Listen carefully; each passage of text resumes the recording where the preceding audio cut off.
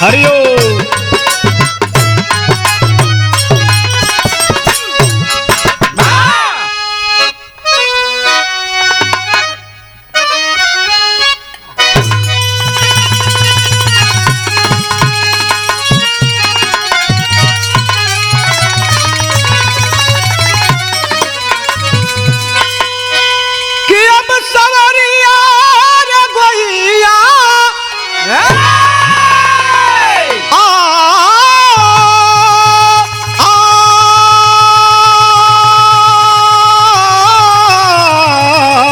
हो राम।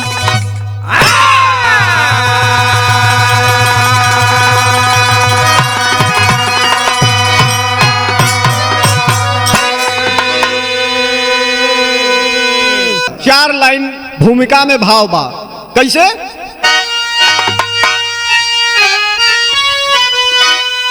तो आन से जान है, जान से आन है, आन खातिर हुआ जन्म इंसान का, विश्व इतिहास में जो अमर हो गया, और नाम जाहिर है पृथ्वीराज चौहान का।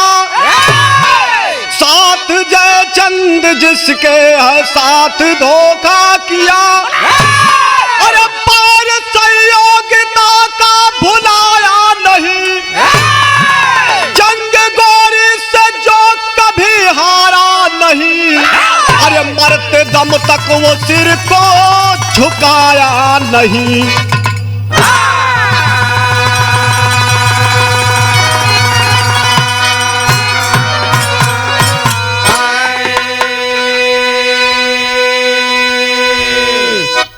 भारत के इतिहास में वीरों के साथ गद्दारों का भी नाम लिया जाता है, मगर गद्दार जयचंद प्रतिशोधवश जाकर के सारा भेद बता देता है।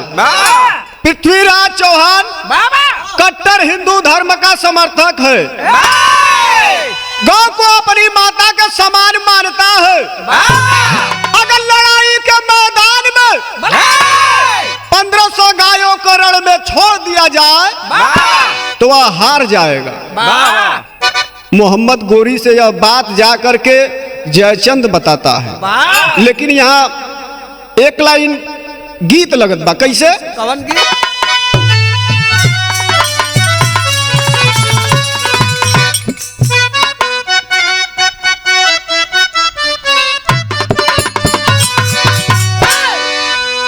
यह गीत बा महेंद्र भैया। अरे दिल का भोला है तबीयत का बड़ा है सादा, वादिये इश्क से आया है मेरा शहजादा।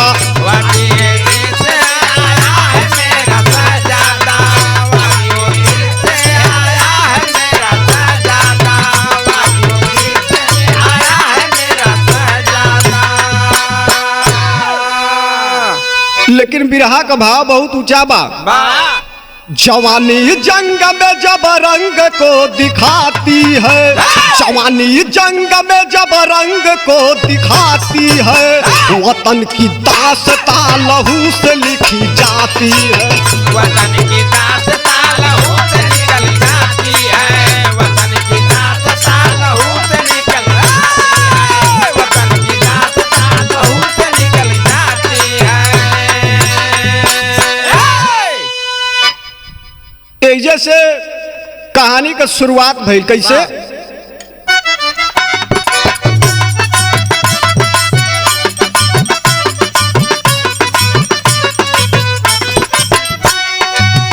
जाके जयचंद भेद गोरी से बताया है, करो तुम आक्रमण अब सही वक्त आया है।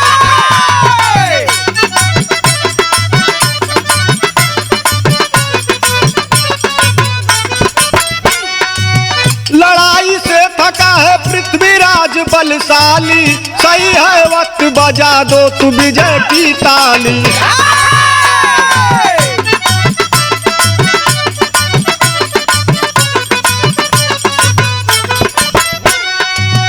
जयचंद के कहने पर गोरी चढ़ के आया है, 1500 गायों को रण में वो हकवाया है।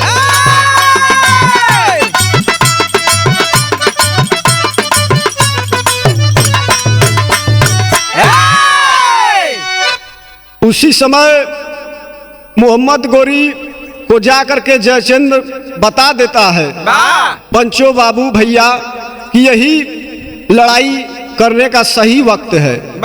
तब यहाँ गीत लगत बा कैसे, स्वर्गीय रामदेव गुरु जी अपने जवानी के आलम में गावन, आई वह गीत बा न कभो पुरान भयल न होई बंदर भैया।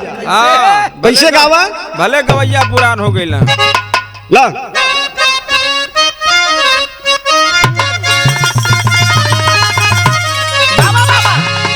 कि अरे गजब भर के गुजारिया गजब करहो,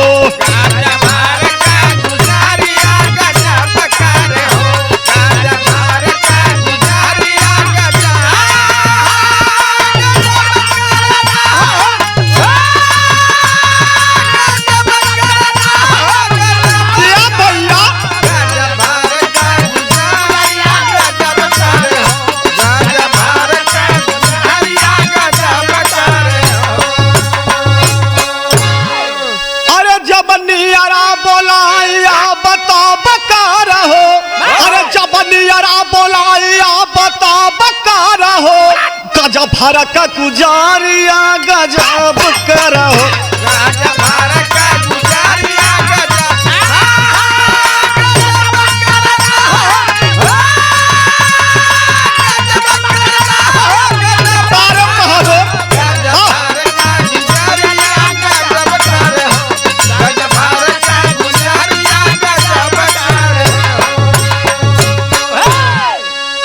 लेकिन बिरहा का भाव बा, कलम कवि का डोलत बा, कितना बढ़िया भाव बा कि चल तीर तलवारिया समारिया में ना,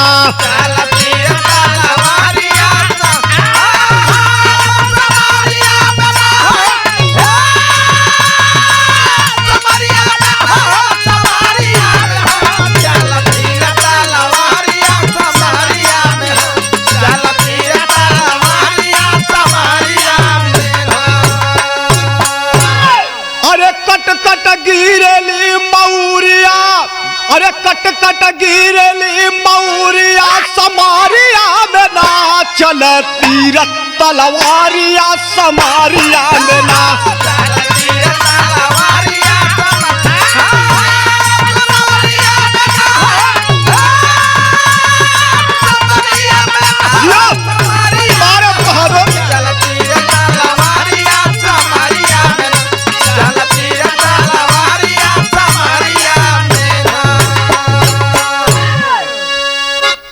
सोचे पृथ्वीराज कैसे करी हम लड़ाई, गैयन के बचाई कि हम बैरी के हराई,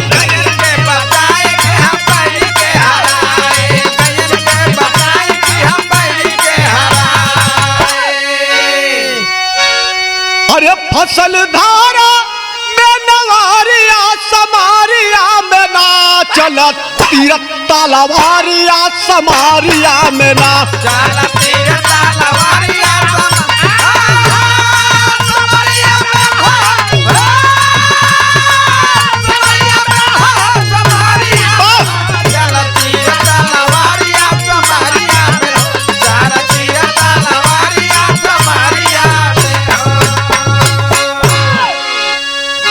ए भैया ए बाबू, वही समय रण क्षेत्र का मैदान बाबा लड़ाई आरंभ हो गई। वही समय पृथ्वीराज चौहान का सैनिक मारल जात हुवन, अब मोहम्मद गोरी का सेना वार पर वार करत जात बा, लेकिन पृथ्वीराज सोच रहा है हमारे देश का वह जवान कि गौ माता की रक्षा किया जाए कि मोहम्मद गोरी को हराया जाए। ये चक्रव्यूह से कम नहीं था उस समय जयचंद और मोहम्मद गोरी की रचना। तब मास्टर यहाँ गीत लगत बा कैसे?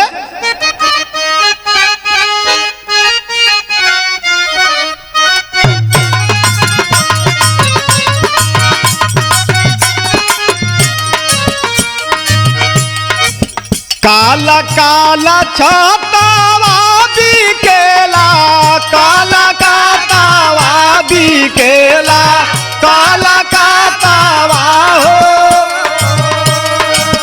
झूलनी बिकेला डुमारावन हो रा।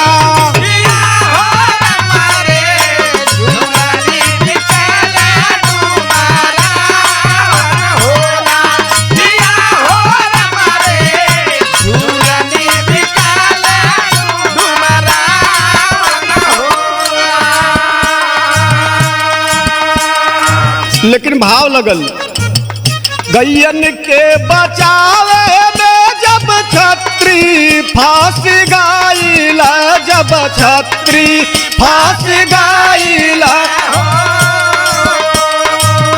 वीरवन कलसिया रण में गिरल हो रा।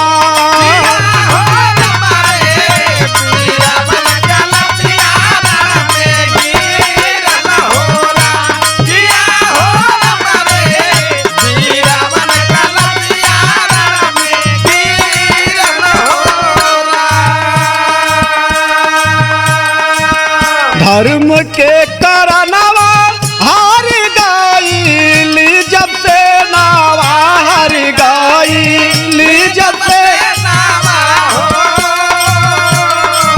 सिर पर विपत्तिया भारी टूटल हो रा।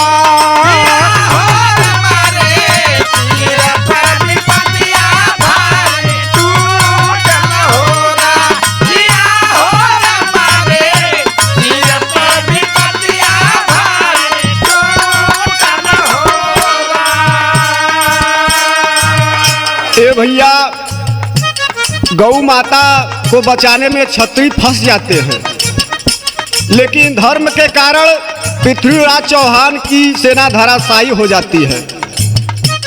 जब धराशायी हो जाती है तो यहाँ एक लाइन गीत लगत बा कैसे?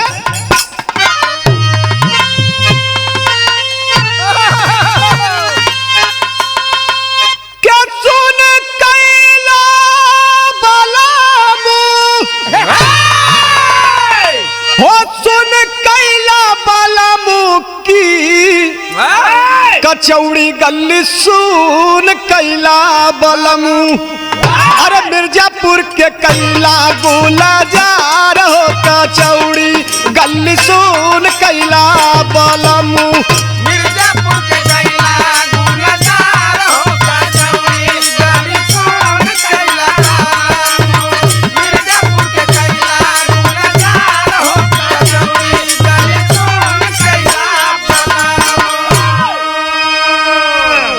लेकिन भाव बड़ी बिजोड़ लगल यहाँ कैसे?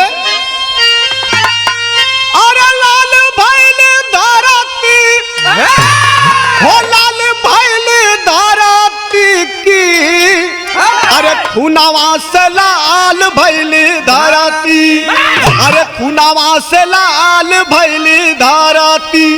अरे घायल रण में गिरे माही पाल हो की, खुनावा से लाल भैल धरती।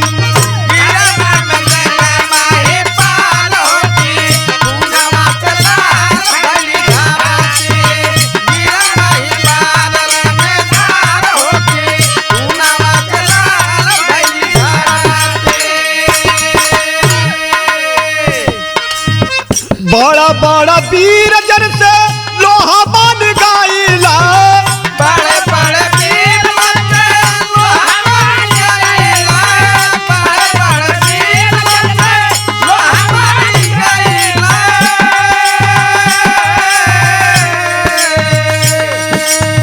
छल के लड़ाइया में अरे खुद हार गाइला की, खुनावा से लाल भैली धरती, खुनावा से लाल भैली धरती। नाचे लागल कपारा पे काल होती, खुनावा से लाल भैली धरती। नाचे लागल कपारा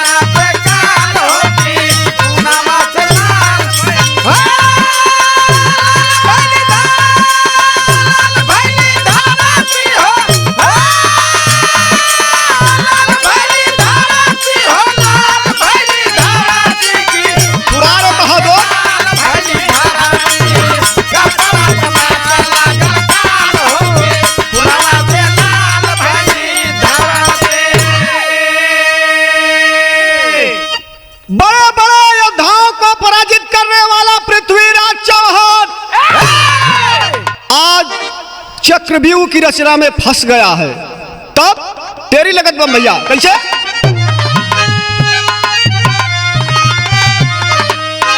अरे हाथ से जायल चाहत देसवा, अरे बोला हिंद केसरी कलंक लागल माथे। बोला हिंद केसरी कलंक लागल माथे, हाथे से जायल चाहत देसवा। लेकिन यहाँ पीड़िया गीत लगत बा भैया कैसे? कैसे? पहले के माता लोग गावे। कहाँ गावा?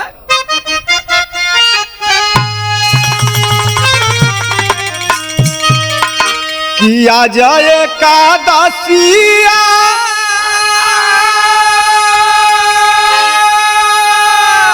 बिहाने दुआ दसिया तेरसिया के ना, हो तेरसिया के ना, सैया मांगे लन गवानावा तेरसिया के ना। सैया मांगेला गवानावा तेरसिया के ना, होयब तेरसिया के ना, होयब तेरसिया के ना। सैया मांगेला गवानावा तेरसिया के ना, सैया मांगेला गवानावा तेरसिया के ना। लेकिन बिरहा का भाव बा कैसे? बीतल दो दिनावा,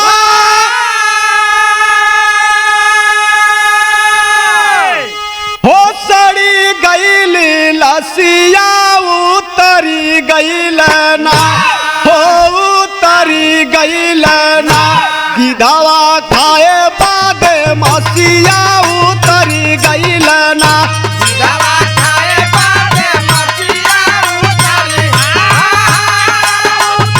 गईला ना, होयब उतरी गईला ना, होयब उतरी गईला ना। दवा खाए बादे मसिया उतरी गईला ना, दवा खाए बादे मसिया उतरी गईला ना। एक झुंड गिध जा राजा पास आइल, एका झुंडा गिधा जावा राजा पास आइला, एका झुंडा गिधा जावा राजा पास आइला। बगले में चंपत राय सब देख गईल, बगले में चमन राजा सब देखी गईला, बगले में चमन राजा सब देखी गईला। कटयापन मसिया लुटावला जवानवा बिहारी गईल ना, हो बिहारी गईल ना, गिधवा खाए बादे मसिया उतरी गईल ना। दवा खाए बादे मसिया उतरी गईला, उतरी गईला ना, होयब उतरी गईला ना, होयब उतरी गईला ना। दवा खाए बादे मसिया उतरी गईला ना, दवा खाए बादे मसिया उतरी गईला ना। स्वामी भक्ति पर प्रसन्न होकर पृथ्वीराज चौहान हिम्मत बना करके चंपत की मृतक शरीर को ढकने लगते हैं। बाबा तभी मौका पा करके मोहम्मद गोरी गिरफ्तार कर लेता है। जब गिरफ्तार कर लेता है बाबू पंचो भैया, सुने वाले लोग भैया, लेकिन यहाँ गीत लगत बा कैसे? कौन? क्या बात है? कि अरे तरे नरियरवा का बारी, अरे तरे नरियरवा का बारी, ऊपर श्याम गेदा लगाएदा। तारा नरिया रवा कबारे ऊपर श्याम गेदा लगाएदा। तारा नरिया रवा कबारे ऊपर श्याम गेदा लगाएदा। ठाड़े रहो मुरली वाले, ओ ठाड़े रहो मुरली वाले, गगरिया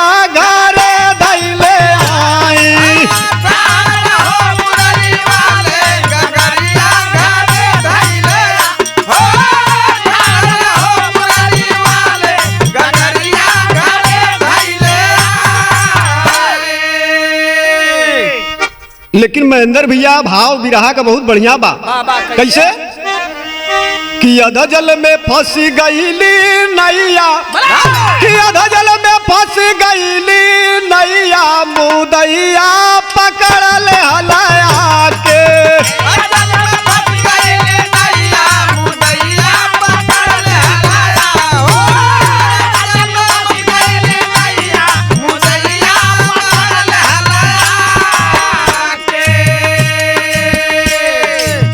चौहान को गोरी कैद करवाया, चौहान को गोरी कैद करवाया, चौहान को गोरी कैद करवाया।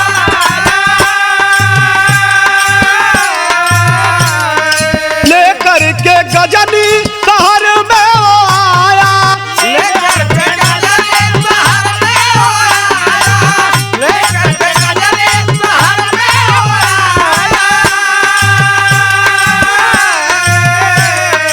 अखिया निकाल निरदैया, अखिया निकाल निरदैया, मुदैया पकड़ ले हलाया के।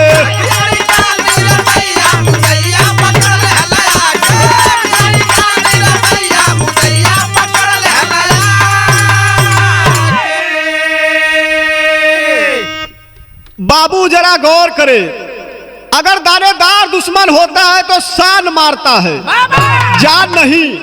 मगर पृथ्वीराज चौहान को परवश जानकर आंख निकलवा करके फांसी की भी सजा सुना देता है। जबकि इतिहास कहता है कि राजा दाहर को कैद करके सिकंदर पूछता है कि तुम्हारे साथ कैसा व्यवहार करूं। इस बात पर राजा दाहर ने उत्तर दिया कि जैसा एक राजा दूसरे राजा के साथ करता है। लेकिन मोहम्मद गोरी पृथ्वीराज चौहान के साथ नहीं करता है। लेकिन यहाँ गीत लगत बा महेंद्र भैया।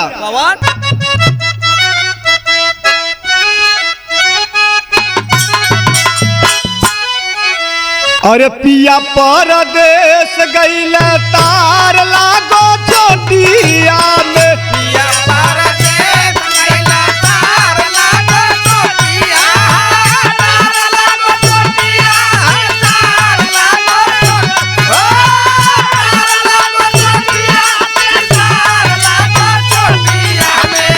पिया परदेश गईल तार लागो चोटिया में, पिया परदेश गईल तार लागो चोटिया में। तार लागो चोटिया से तार लागो टोपिया में, तार लागो चोटिया से तार लागो चोटिया में। पिया परदेश गईल तार लागो चोटिया में, पिया परदेश गईल तार लागो चोटिया में, पिया परदेश गईल तार लागो चोटिया में। लेकिन बिरहा का भाव, अरे बिरहा सुनने वाले भैया पंचो बाबू, लेकिन बिरहा का भाव बहुत बढ़िया निकलत बा कवि की लेखनी से। कैसे अरे दुखावा का कोई नहीं मीत यही दुनिया में, मीत यही दुनिया में। सुखावा में कर सब ही प्रीत यही दुनिया में। सुखवा में कर सब ही प्रीत यही दुनिया में, सुखवा में कर सब ही प्रीत यही दुनिया में। चंद्रवरदाई कवि पहुँचे वही घरिया, पहुँचे वही घरिया हो, पहुँचे वही घरिया, पहुँचे वही घरिया हो, पहुँचे वही घरिया।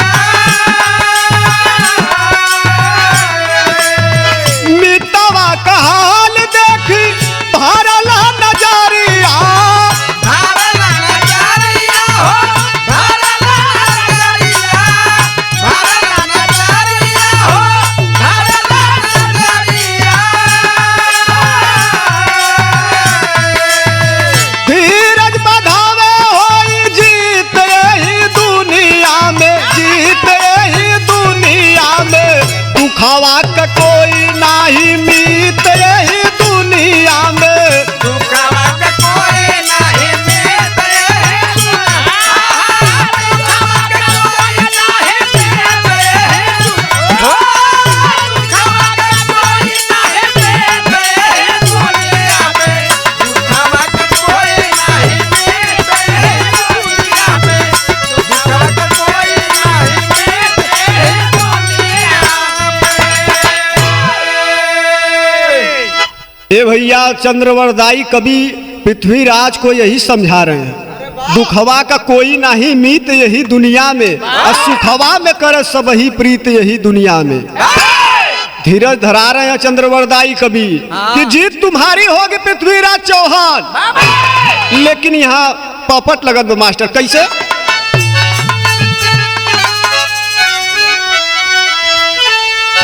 अरे करे कवि, अरे करे कवि सुल्तान से तब बयानवा दुनिया जानल, और शब्द के ऊपर मरिया निसनवा दुनिया जानल।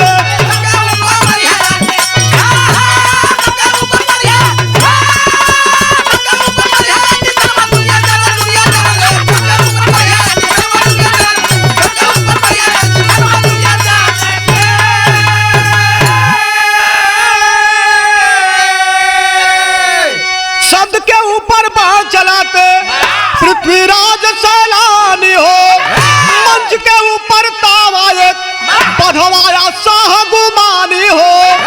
देखा तमाशा जुट के तब दुश्मनवा दुनिया जानल, अब भरल ज्ञान से पाते हिंदुस्तानवा दुनिया जानल।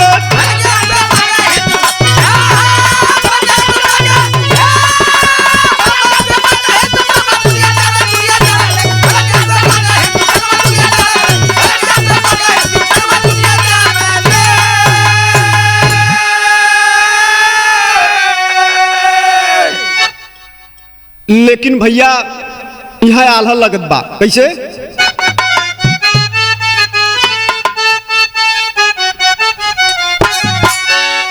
अरे दियावा है जो कर घरवा जो रवा भैया,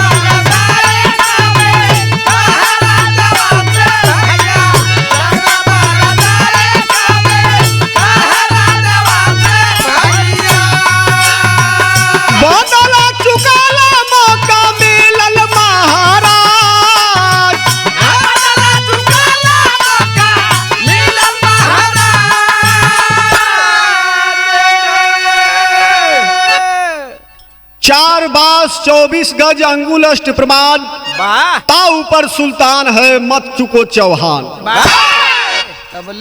तबले यहाँ खड़ी लगत बा मास्टर। कैसे? परीक्षा लेने को सुल्तान तावा पीट रहा कर ध्यान, तो आजा दिखलाई कारीगरिया भारत का अनारा।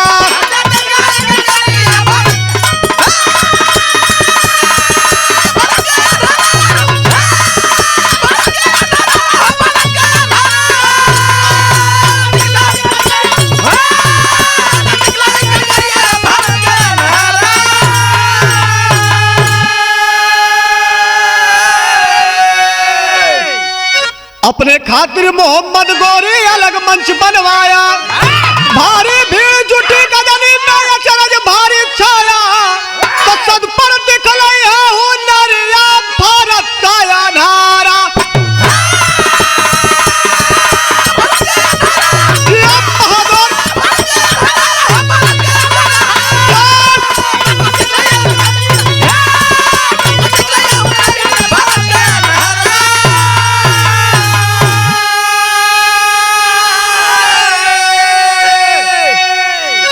चंद्रवरदाई कभी सारा कौशल अब दिखलावा। मार नीच के पांव से अपना बदलाया चुकावा। मत लगावा तनी को तेरिया भारत का आधारा। चंद्र के कहने पर राजा सुल्तान को मारे बाण। गिरा मंच से नीचे गोरी निकल गया है जान। तो रखला भारत का पगारिया भारत का आधारा।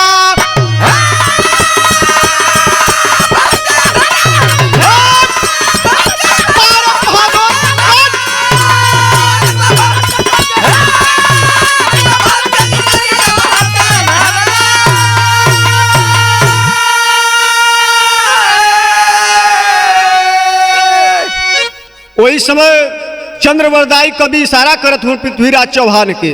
4 बांस 24 गज अंगुलेष्ट प्रमाण।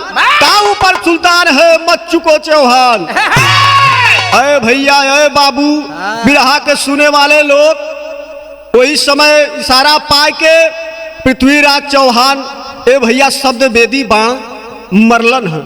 मोहम्मद गोरी के जाए के ही छाती पर लगल हो और पापी नीचे गिर गल। तब कहनाम है